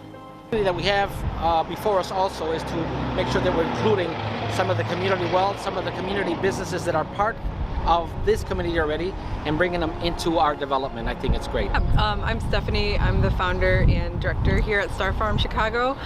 We've been working in the neighborhood since 2016. We're an employer of the neighborhood as well, so we make sure that when we have job opportunities available, we make them first available to people in the neighborhood. And we've had people with us for 3-4 years now, and even individuals in our Disability Farmers program graduate and become part of our staff. My name is Myra Carranza. And you're a part owner? Yes, I'm co-owner of the Stockyard Coffee House with my sister Guadalupe Carranza. We started talking about it more and more about having a business together. This is something we can do. We can do for the community as well, and that's how it came about. Your immediate neighbors have been very supportive because they're like us. They wanted something that they can walk to and get a good cup of coffee, and if they want to enjoy the ambiance, they can enjoy the ambiance. So the expansion would be a second location. We are really excited. So that will all be removed. The terracotta will be restored. The storefront and the windows will be restored according to historical standards. So we're very excited about that opportunity. Excellent. Growing plants need water, and growing communities need seed money. It's possible that through the Invest Southwest program, the city will grant up to $6.3 million in TIF money to the winning proposal. If the United Yards New City is selected, we will leverage the city's $6.3 million into a $51 million development. We will add the city's investment to our equity based on our tax-exempt debt status, land donations, and historic landmark tax credits. The combination will enable us to make the equivalent of a 41% down payment that will easily attract lenders for the remaining financing. The United Yards team proposes to use the city's investment to rebuild 4 sites instead of just 1, to deliver nearly double the amount of affordable housing called for by the city's request for proposals, to activate empty commercial and retail spaces, and to create green space that will become a gathering point for the community. We envision a state-of-the-art mixed-use development that will fuel activation of the 47th Street corridor with community-centered ground floor spaces and much-needed affordable housing. Our proposal starts at Justine and 47th with 50 affordable apartments for families and a ground floor opportunity center for job training and youth programming. But our vision goes beyond that. Just a half a block to the west at the Rainbow Building, we propose to build 30 units of affordable apartments for seniors, and in the ground floor to construct a new coffee shop to be occupied by Stockyard Coffee, a local business owner that hopes to open their second location in our building. This is the New City Supportive Living Facility, a property that we currently own. We propose to enhance the property by building a Medicaid clinic on the ground floor, 70 spaces of underground parking, and Star Farms is going to help us construct a demonstration garden directly next door to the park. We propose to build 2 state-of-the-art 3 flats built in a modular factory right here in Chicago, providing immediate access to quality affordable housing in the New City neighborhood.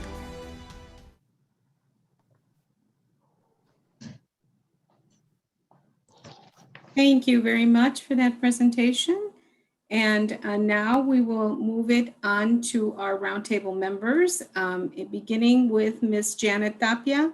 Ms. Tapia, if you would unmute yourself and please ask your question. Hi, so I just want to ask, are you the current owner of the Rainbow Building? My name is Scott Henry. I'm a principal with Celadon Partners.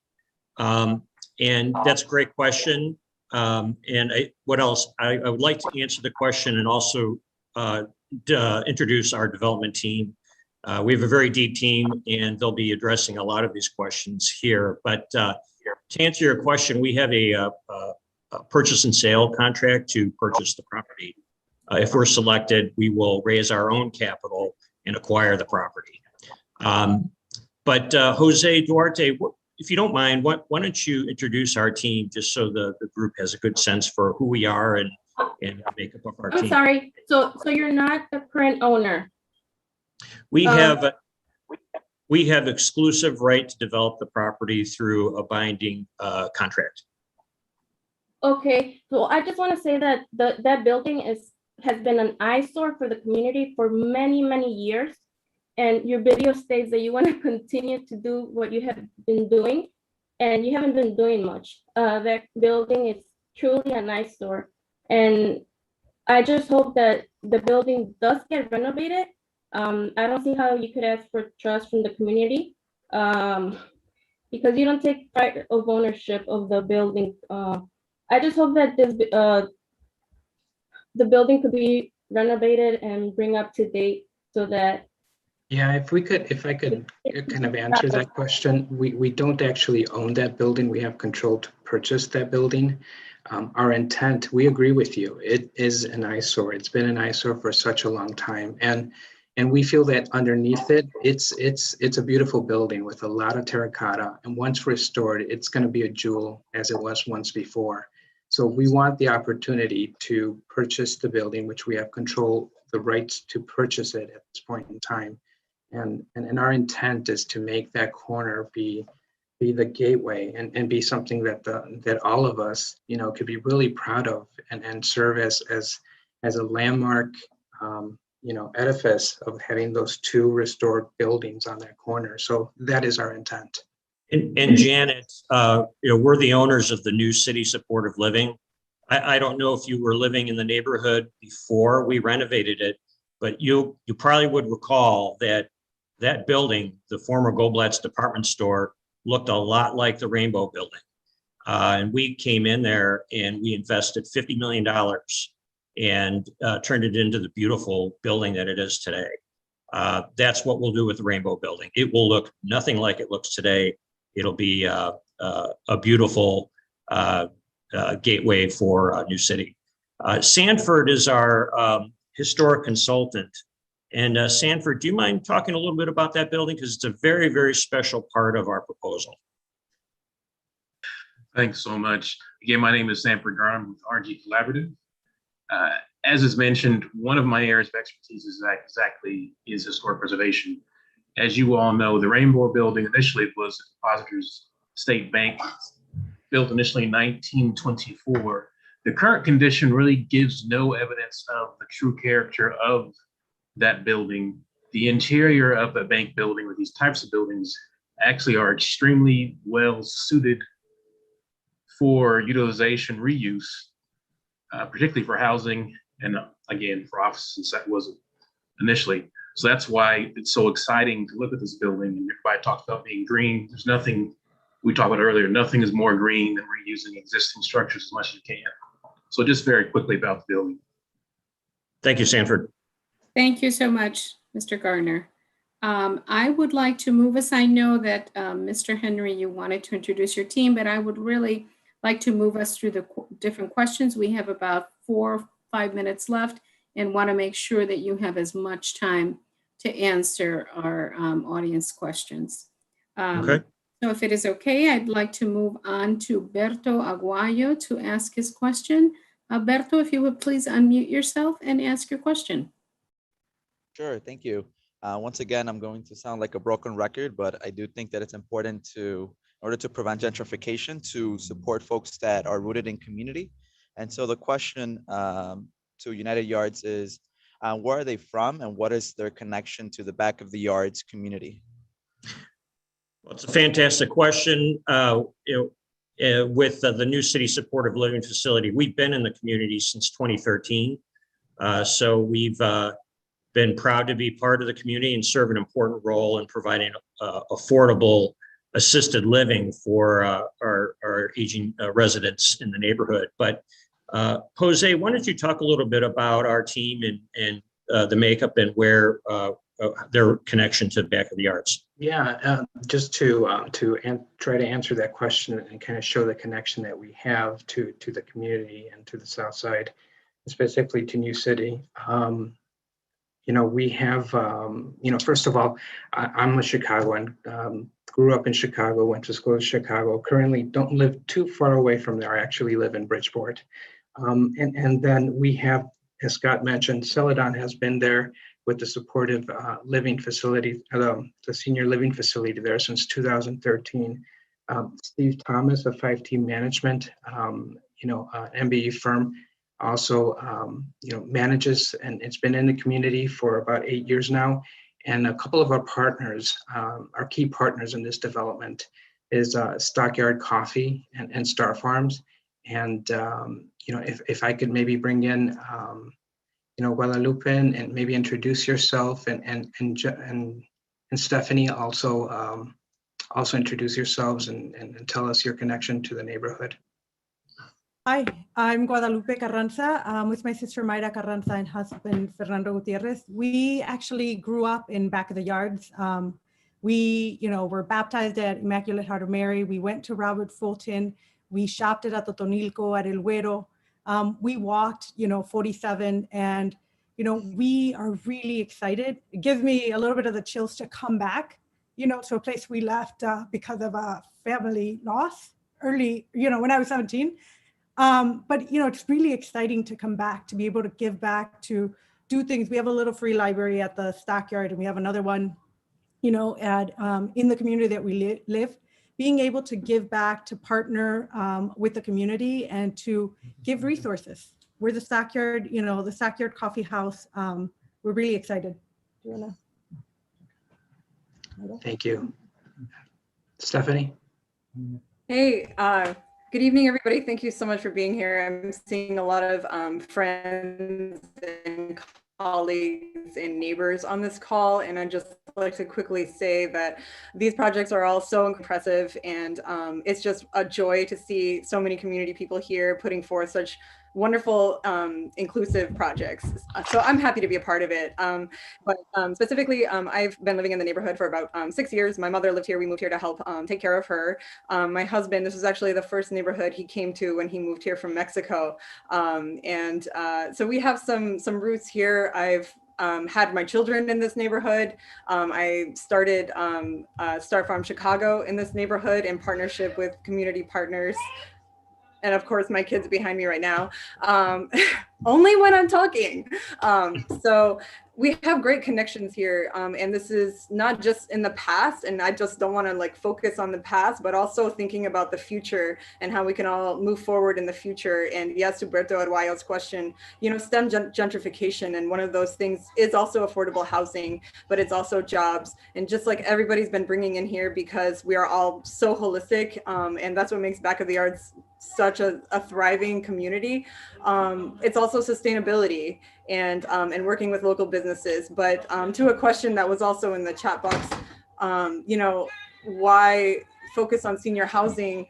It's also, we have to look at every pocket of our population, not just the business owners and what would be best for them. It's also the youth, it's the young children, it's young mothers, it's older mothers, it's whole families. It's also our elderly population who can bring a lot to our generation and to the neighborhood. And I think it's very important that we take our elders into consideration, because I don't know if any of you have been to New City Supportive Living, but that is a force, and there is so many wonderful minds in there that when we bring those, we have a lot of intergenerational interaction that can really help support everything. And affordable housing is very important.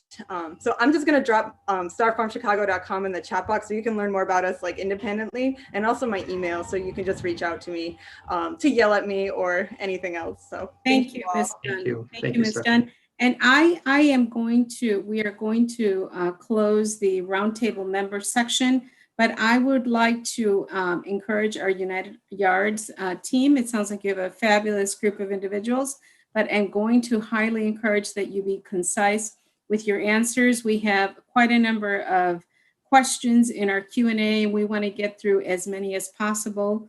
We have maybe about 8 minutes for this section. So I would like to go ahead and start with our Q&A. One moment. We have a question: how will the affordable housing lend to the cohesion of the neighborhood? I'd like to introduce my colleague and partner with Celadon Partners, Aaron Weisner. Would you like to talk a little bit about that? Yeah, well, we see affordable housing as critical to really find high quality affordable housing as being critical to fighting the gentrification trends. We're working in other parts of the city where that trend has overtaken the city. Costs have gone up, rents have gone up. The ability to provide workforce housing level rents at a at a level that we will hold in place for at least the next 30 years is essential to that goal.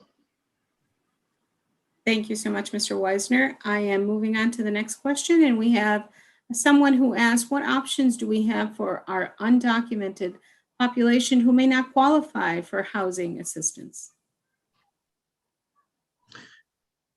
That's a great question. It's a big challenge everywhere in the city. We get that question with other projects we're working on in Albany Park as well.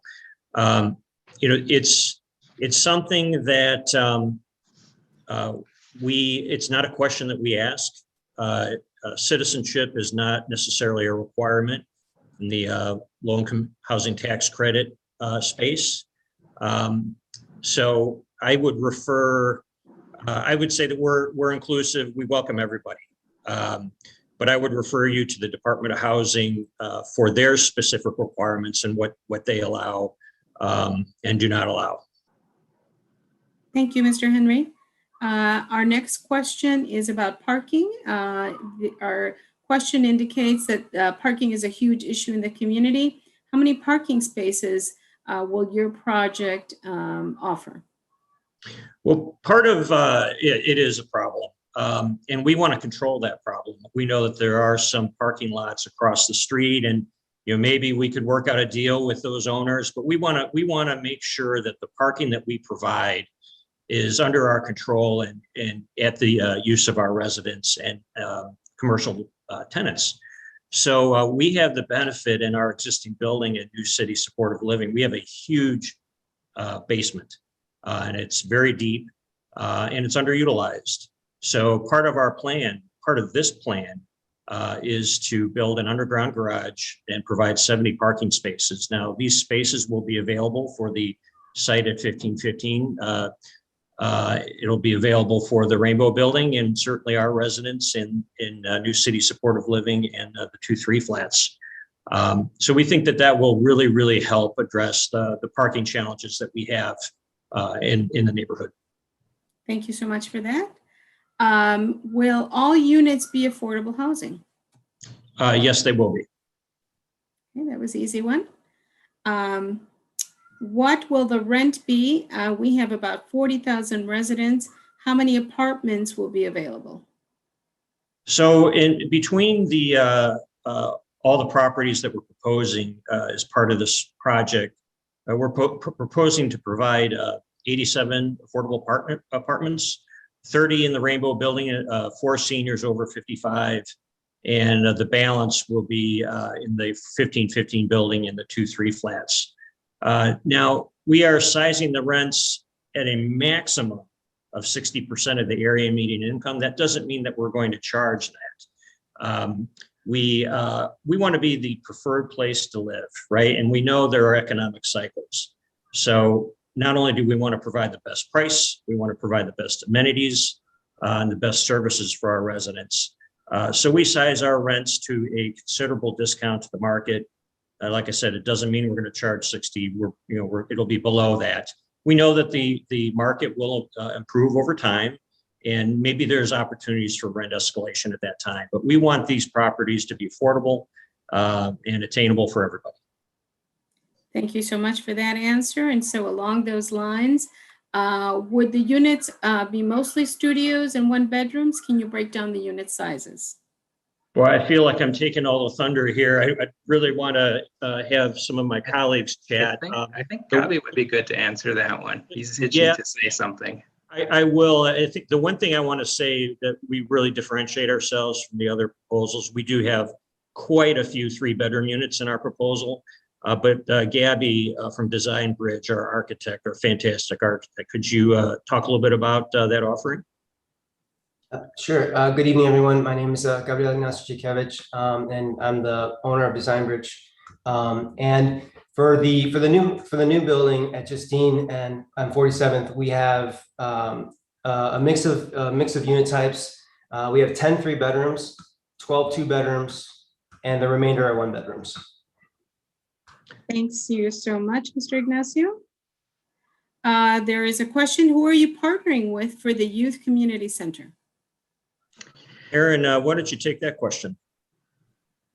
Yeah, what's proposed for the community center is actually something referred to as an opportunity hub, which is a technology training, startup support, and venture capital focused initiative. It's a program that's being attempted at a few points in the city. We are working with a strategic advisor, Chicago Neighborhood Initiatives, which is working on this in other locations and has signed on to help us with this. But our intention is to work with a local partner to actually operate and own and serve that in that space. We will provide the space at a $0 rent.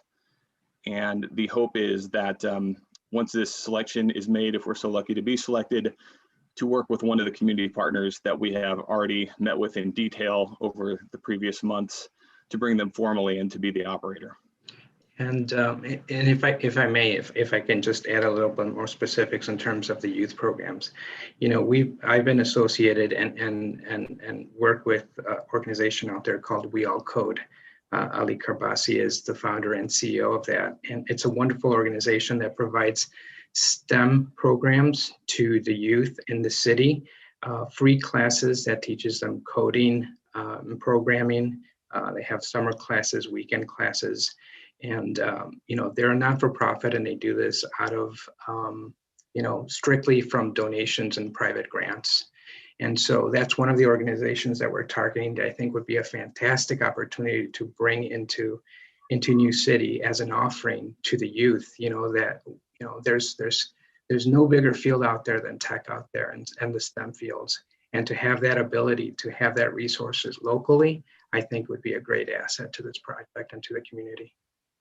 Thank you, Mr. Duarte. And this concludes this section of Q&A. Again, we are thankful for all of your Q&A. All of those unanswered questions will be put into an FAQ document, which will be available on the webpage. And I am being assured that all of those questions will be answered. Thank you so much for United Yards, and Mr. Duarte or anyone from your team, I invite you to provide any closing remarks. I did the opening, so Scott, you close it out for us. All right, fair enough. Well, why don't I answer a question that I know Alderman Lopez is going to ask, and that's about the financing. You know, as we mentioned in the video, we are you know, we're hopeful that if we're selected, that the city will provide $6.35 million in TIF.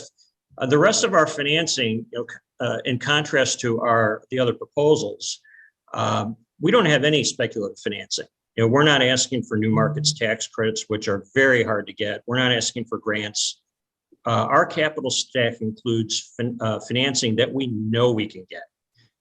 This is not a competitive source that we're competing with against other developers.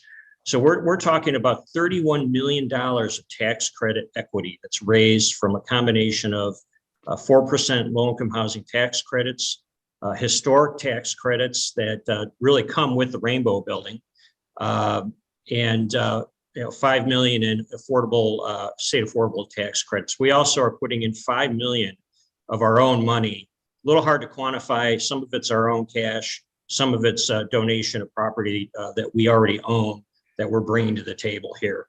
But really, if we're selected and the city provides the $6.3 million, we know that we can raise the other capital. This project will get built. Thank you so much, Mr. Henry, and thank you, United Yards. A huge gratitude to all three of our developers for their patience. Thank you for our audience with our tech issues. I am now going to hand it back over to Nolan for closing remarks. Yeah, thank you, Norma, and thank you to all three teams and everyone for your patience. I know we're now a minute over on time, so I'll try to be quick here, but I do want to stress something that Norma mentioned. Again, you know, I know there were a lot of questions that came up in the Q&A and also in the chat that were not answered tonight for all three teams. We will make sure that all three teams receive those questions. that were asked of them. We will compile all the answers and we'll put that out in an FAQ. So if your question wasn't answered tonight, rest assured that we will get it answered for you. In terms of next steps, I just want to spend a few minutes to talk about how you can continue to engage in this process. Tonight is not the last time that you will have an opportunity to engage. And so, the first thing we're going to do after tonight is we will synthesize what we heard tonight, the questions that were asked, the answers that were given, the comments that came up. We will be synthesizing all of that, summarizing it, and putting it out in a document that you can review. We will also be distributing what we're calling community scorecards within the next week or so to everyone who attended tonight's event. That will give you another opportunity to review the 3 proposals and provide feedback and thoughts on those 3 proposals. Those scorecards will be shared with the Neighborhood Roundtable and also incorporated into the Evaluation Committee review process when that occurs. We are also working, since this is in the 20th Ward, we are working with the Office of Alderwoman Taylor and her staff to coordinate with her community planning process that she has outlined. And so we do anticipate holding a second community meeting. It will also likely be virtual, but holding a second community meeting kind of in coordination with the 20th Ward in the next couple of weeks. As part of her process, we anticipate that 20th Ward residents within a half mile of the RFP site will have an opportunity to vote on the proposals for 3 days after that second community meeting. But please, keep your eyes open for communication on a second meeting and when you can attend that. Once all of the community feedback has been received from tonight and from that second community meeting and the 20th Ward's voting process, all of that information will be provided to the Evaluation Committee. And the Evaluation Committee will take all of this feedback into consideration when it evaluates the 3 proposals. We anticipate that sometime next month, the successful proposal will be selected from the 3. And then that is still not the end of the process, really. Even once a successful proposal is selected, they will be expected to continue to work with the city and with the community to engage around their proposal and continue to shape it to make sure that it really fits the community's vision and needs. So that community scorecard should go out. We're anticipating sometime next week. Again, it will give you an opportunity to provide more feedback and thoughts on the projects that you've seen tonight, on the proposals, what works for you, what doesn't, what's important and what isn't. And you'll be able to submit those back and those will go into the evaluation process. And then I just want to make everyone aware of some upcoming meetings. Next Thursday, we have our regular May Neighborhood Roundtable meeting for Back of the Yards and Best Southwest. That'll be on the 20th at 6 p.m. As I mentioned, we do expect having a second community meeting in coordination with the 20th Ward. This is last week of May. It might be the end of May, the beginning of June. We're still working with their staff on identifying a date and time for that. And then we're hoping to have more information around the evaluation process at our June roundtable meeting on June 17th. If you are interested in participating in the Neighborhood Roundtable, it's been meeting for about a year now. And we have anywhere from 20 to 30 regular members who show up, but it is certainly open to anyone who is interested to engage. Please email my colleague, Sonia Eldridge. Her email is at the bottom of the slide here, sonia.eldridge@cityofchicago.org, and she can get you added to the roundtable and make sure that you're getting invitations to it. So with that, I know we're a few minutes over, but I want to thank everyone. I know we have Commissioner Cox, my boss, has joined us in the last 30 minutes or so. And so I do want to give him an opportunity just to provide any closing comments that he might have before we close out this meeting tonight. Commissioner? Great. Thank you, Nolan. I like that arm brace you got there. The latest fashion right here. Everyone, I just want to thank you for your attention to this amazing opportunity for Back of the Yards. I think at its height, you had 180 people gathered here this evening, and that's an amazing commitment that you've made. And I hope you will continue now that you are engaged completely, that you will come back again. In fact, each one bring one so that we can get to more and more people who understand what's going on in their community. It is part of the goal of Invest Southwest is to finally have some choices on the south side and the west side of Chicago. And so we're thrilled that three wonderful proposals stepped forward. We want to find there's work to be done for everyone. And our intention is to have so many community developers who are working across this geography that we see a momentum building. And so I'm thrilled by some of the community partners that step forward. I'm thrilled by some of the development teams, extraordinary architectural visions of what's possible. So I just want us to keep the momentum going, understand that in many ways this is the beginning, that you will continue to shape and form this development to the point where it really feels like it's one and the same with Back of the Yards. And I just want to thank the partnership as well that we've been able to forge with Alderman Lopez and Alderman Taylor. They are a critical part of creating this opportunity for Back of the Yards, and wonderful planning and development team. Let's keep the momentum going. And thank you so much for your input and your attention this evening. Great, thank you, Commissioner. Thanks, everyone. You will receive a follow-up email from us with more information on how to continue to engage. And when the scorecard goes out, we'll make sure that you all get it.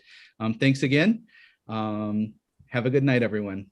Good night. Buenas noches. Thank you. Buenas noches. Thank you. Muchas gracias.